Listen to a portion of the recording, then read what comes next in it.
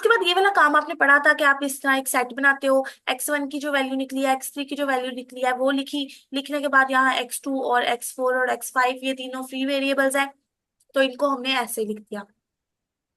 अब उसके बाद हम ये भी जानते हैं कि जब हमने इनको कन्वर्ट करना होता है तो जो उनसे फ्री वेरिएबल्स होते हैं हम उन्हीं की फॉर्म में कन्वर्ट करते हैं। मतलब हमने क्या कहा, फ्री वेरिएबल कौन से थे, x2 x4 x5।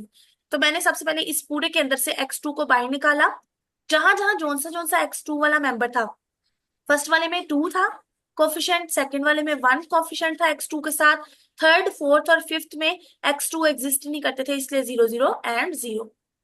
Second free variable था x4, फर्स्ट वाले में x4 का कोफिशिएंट 1, सेकंड वाले में कुछ भी नहीं है तो 0, थर्ड वाले में -2, फिर फोर्थ वाले में 1, फिर लास्ट वाले में 0। तो इस तरह हमने इसको स्पैनिंग सेट बना लिया है।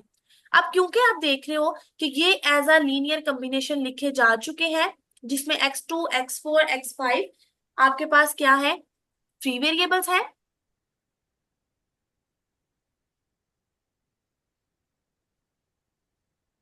जीरो जीरो की बजाय 1 1 लिखे हैं बेटा, फ्री वेरिएबल जीरो जीरो नहीं होते, फ्री वेरिएबल्स जीरो नहीं होते। फ्री वेरिएबल्स कहते हैं उन वेरिएबल्स को जिसके अंदर आपके पास वैल्यू एग्जिस्ट जिनकी नहीं निकल सकती, ठीक है।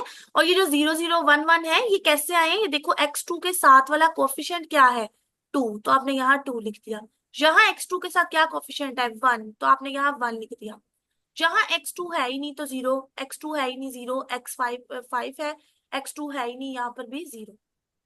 तो इस तरह आप लिखते हो स्पैनिंग सेट। इसका मतलब ये नहीं होता कि फ्री वेरिएबल्स 1, ठीक है, जो वैल्यूज उसके कोफिशिएंट्स के साथ एग्जिस्ट करती हैं वही उनकी आपके पास फ्री वेरिएबल्स वो एग्जिस्ट करते हैं। ये नहीं करते कि आप 0 0 1 1 को ही बना लो, ठीक है।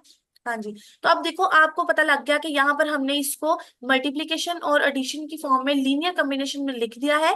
तो जब जब आपके पास लीनियर कॉम्बिनेशन होता है आप कहते हो वो स्पैन हो सकता है, ठीक है। तो ये पूरा प्रोसेस था कि जब भी आपने नल स्पेस को आपने प्रूव करवाना हो कि ये आपके पास स्पैन सेट है कि नहीं, तो सबसे पहले आप क्या करते हो, हमें पता है नल स्पेस का आंसर 0 आता है, तो जो भी मैट्रिक्स गिवन है उसके अंदर आर्ग्यूमेंट करके एक और कॉलम एग्जिस्ट करवा देते हो 0 0 0 वाला, फिर उसको रिड्यूस्ड एचेलन फॉर्म में कन्वर्ट करते हो, फिर उसके बाद इसकी स्पैनिंग वाली चीज चेक करते हो कि क्या ये इस फॉर्म में लिखा जा सकता है या नहीं लिखा जा सकता।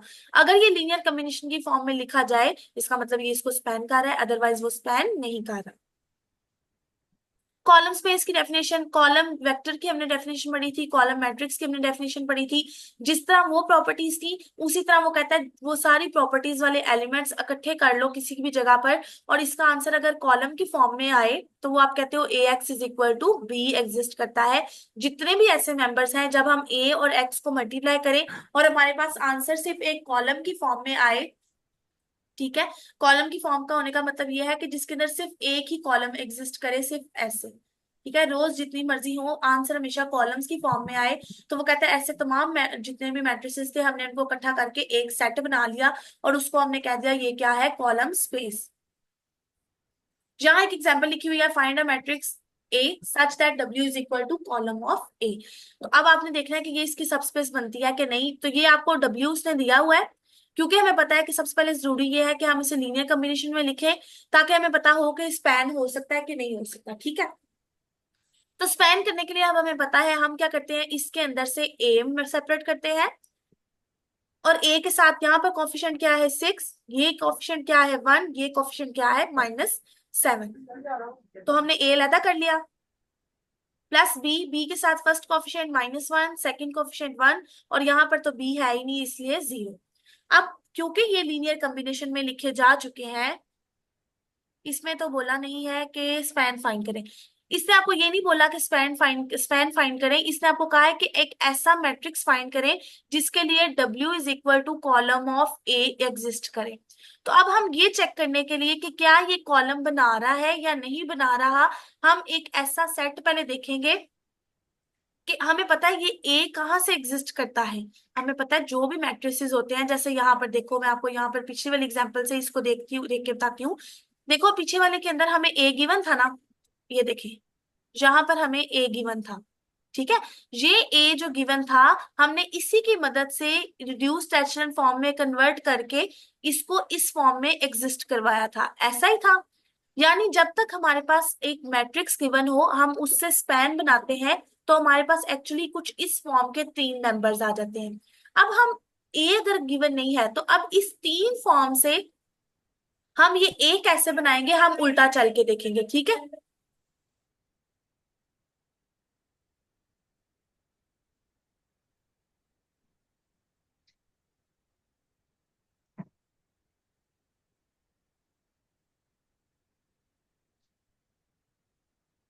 कहाँ आ रहा आना जरा।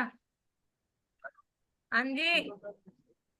बच्चों खुद अपने मैं माइक ऑफ कहा आ करके, रहा। मीटिंग में एरर आ रहा है।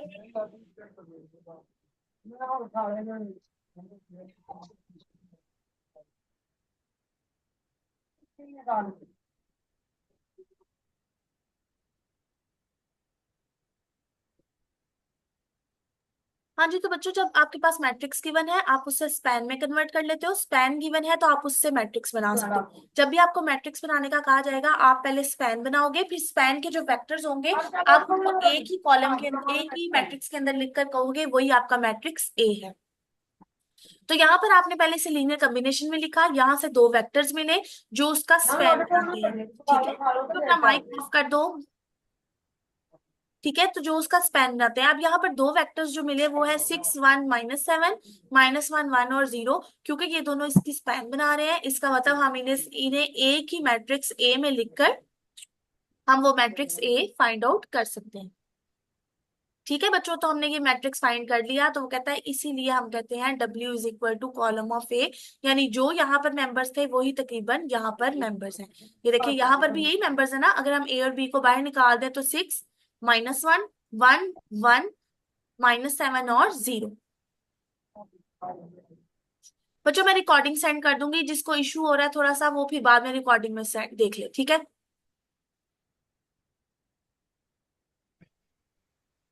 बच्चों next example number 5, A given है। आपने क्या किया, if the column space of A is subspace of R की power K, what is K. हाँ जी, अब यहाँ पर वो आपको कह रहा है अगर कॉलम स्पेस है ये आर ऑफ आर की पावर के की, तो वो कहता है आपने क्या करना होता है, the columns of A each have 3 entries. वो कहता है हर कॉलम के अंदर कितनी एंट्रीज हैं, 3। यानी बेसिकली आप देखते हो कि कॉलम स्पेस में कितनी रोज हैं, ठीक है। आप रोज देखते हो, रोज कितनी है 3, तो आप कहोगे के क्या है 3। इसी तरह वो कहता है if the null space of A is subspace of R K, what is K. अब अगर ये नल स्पेस है, ठीक है, तो अब हमें पता है नल स्पेस के अंदर मस्ट हैव 4 एंट्रीज। क्यों, क्योंकि हमें पता है हर एक के लिए हमारे पास 0 0 0 आंसर आना है, ठीक है। जब आप नल स्पेस देखते हो तो हमें एक इस ऑर्गुमेंटेड मैट्रिक्स के अंदर, क्योंकि अब हम रोज देख रहे हैं और रोज के लिए हमें पता है कि जब हमने पीछे वाला क्वेश्चन किया था हमने यहाँ आर्ग्यूमेंटेड मैट्रिक्स बनाया था 0 0 0, ठीक है।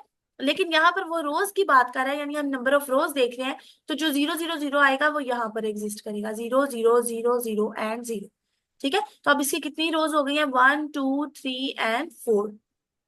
तो अब वो कहता है अब के की इस सिचुएशन में के की वैल्यू क्या होगी, 0 0 एंड 0।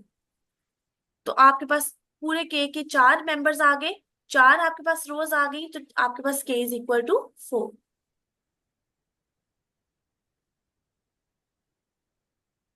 ठीक है बच्चों, अब आपके पास यहाँ पर नेक्स्ट टॉपिक है वो है kernel and range of transformation. हाँ जी बच्चों, कर्नल और रेंज, कर्नल की डेफिनेशन आप लोगों ने शायद इससे पहले नहीं पढ़ी, लेकिन उससे पहले आपको यहाँ पर कंट्रास्ट बताया जा रहा है एम नल में और कॉलम में। तो ये कुछ प्रॉपर्टीज है, समटाइम्स वो आपसे ये भी पूछ सकता है कि डिफरेंशिएट करो नल ऑफ मैट्रिक्स और कॉलम ऑफ मैट्रिक्स में। तो ये जो टेबल बना हुआ है ना ये आपने याद करना है, ठीक है। इसके अंदर डिफरेंट प्रॉपर्टीज है।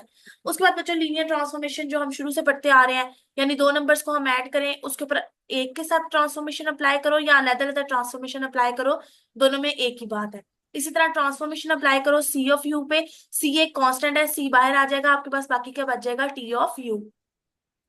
तो वो कहता है कर्नल को हम नल स्पेस कहते हैं, ठीक है। यानी नल स्पेस का एक दूसरा नाम क्या है, कर्नल।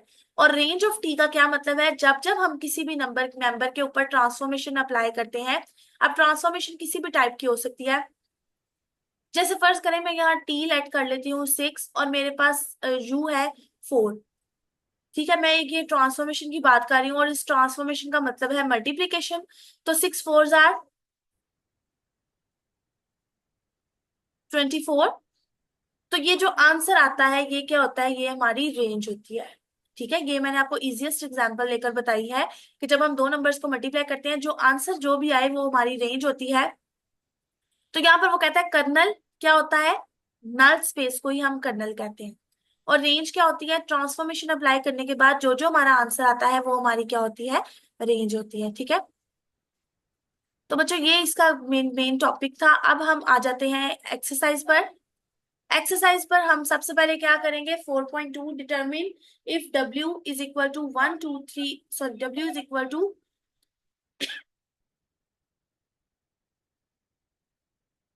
हाँ नहीं जी को फिर तंग पायो सही लग रहा है सदाई पा ले तन्नू ही लगा माड़ी माड़ी सेहत तने मन जलील करके कह टन जाना तने कार ते क्यों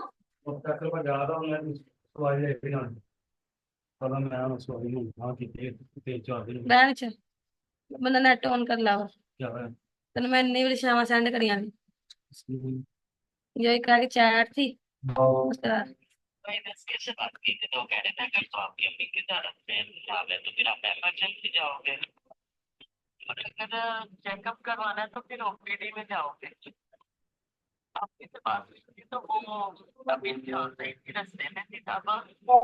बस मैं आपको खुद से म्यूट कर रही हूँ। ये जो आयशा इशफाक रोल नंबर 10 है, बेटा आपकी वजह से बार बार मीटिंग में एरर आ रहा है। हाँ जी गर्ल्स, 4.2 देखें। 4.2 का फर्स्ट क्वेश्चन है, determine if W is equal to this is in null of A where A is given.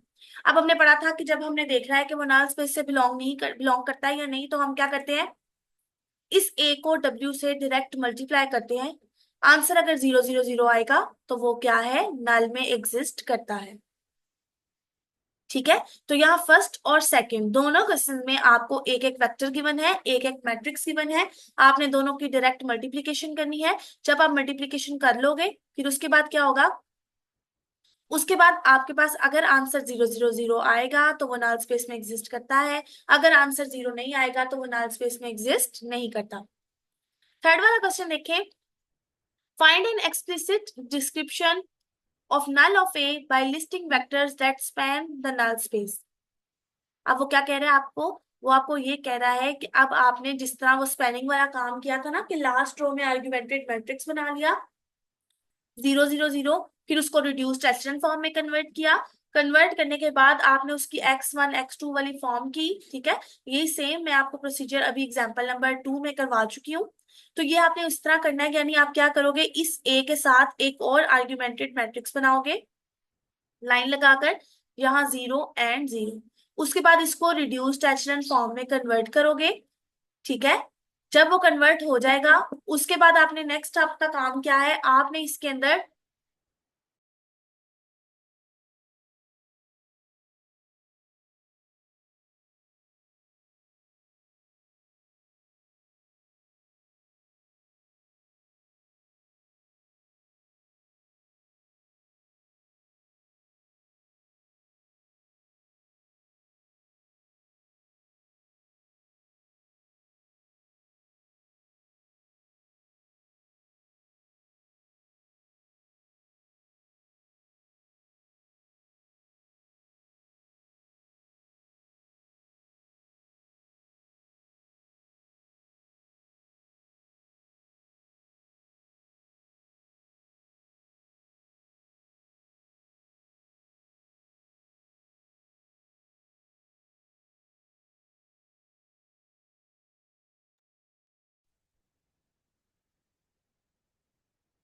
हाँ जी गर्ल्स, तो यहाँ पर आप एक और आर्गुमेंटेड मैट्रिक्स बनाओगे, 0 0 0 करोगे, इसको रिड्यूस्ड एचेलन फॉर्म में कन्वर्ट करोगे।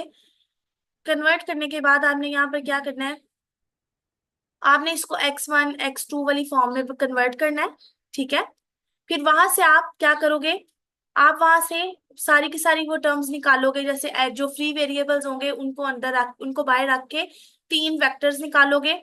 वेक्टर्स निकालने के बाद आप कहोगे कि जो तीन वेक्टर्स हैं यही क्या है एक्चुअली, यही इसकी क्या है, ये नल स्पेस बनाते हैं। ठीक है, तो जो आपने वो सारा प्रोसीजर उसमें किया था वही यहाँ पर सेम प्रोसीजर रिपीट करना है।